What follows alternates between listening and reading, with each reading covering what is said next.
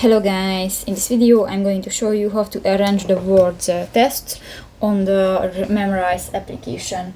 But first of all, I just want to mention, please don't forget to subscribe to our channel, because at 100,000 subscribers we are going to show you all YouTube revenue statistics and growth strategy, how to make money online.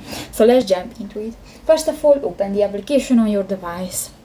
So that's the home screen, and you can find the different buttons.